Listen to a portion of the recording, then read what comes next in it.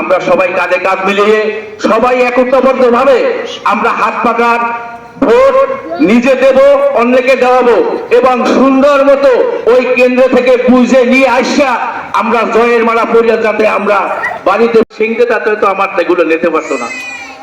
তখন ওর ভাষা যতটুকু আছে ফরিয়াদ করছে, তা আল্লাহ শোনাস না শোনাস সেটার মালিক হইল আল্লাহ।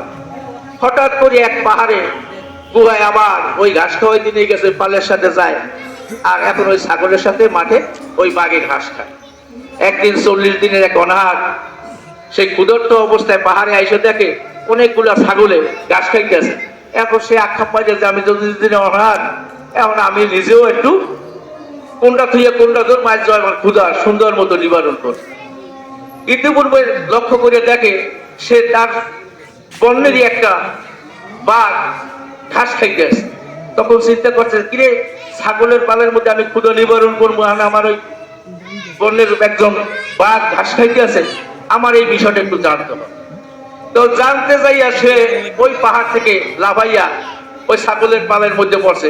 সব ছাগল কিন্তু ছিন্ন বিচ্ছিন্ন হয়ে গেছে, কিন্তু ওই বাঘ কিন্তু আর যায় না। যাওয়ার পরিবর্তে দেখতেছে বাঘের বর্ণ আর ওই বাঘের বর্ণ একই বর্ণ। তখন বলতেছে, কিরে তোর এই অবস্থা কেন, মাথার সামনা পিঠের সামনা নাই, কি ঘটনা কি? তুই তো আসলে বাঘের বাচ্চা। হয়তো আব্বা হুজুর আমি তো তা জানি না, তোর এই অবস্থা কেন হয়েছে?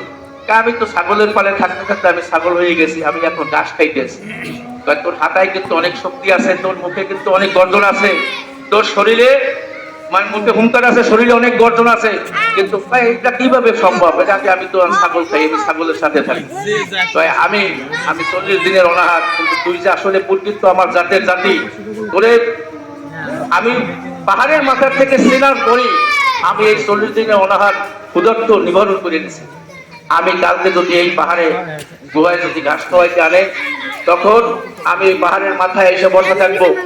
এই অবস্থায় আমাকে ফলো করে তুই নিজেই স্বীকার করবি এই ছাগলের পাল থেকে ছাগল। তাইলে তুই বুঝতে পারবি যে শরীরের তোর গর্জন, মুখের হুঙ্কার, এইটা তুই প্রকাশ পাবি। তখন আমার এই 41 দিনের দিনে আমি তোর সাথে নিয়ে আহার পান করে আমি ক্ষুধা নিবারণ করবো।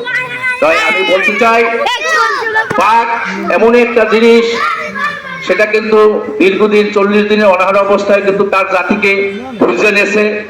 বিএনপি বলেন, আওয়ামী লীগ বলেন, এরা কিন্তু আসলেই আমাদেরকে যারা সাধারণ মানুষ আছি এদের ছাগলের পালের মতো আজকে 54টা বছর আমাদেরকে পালতেছে। এই ছাগলের পাল থেকে আমাদের বের হয়ে আসতে হবে। আপনারা কি তাই বলেন? ছাগলের পালে থাকতে চান আপনারা? এই ছাগলের পাল থেকে আপনার প্রত্যেকটা মানুষ কিন্তু বাঘের মতো সৈনিক। ইসলামী আন্দোলন মানে কি একটা বাঘ, এই বাঘের মতো সৈনিক।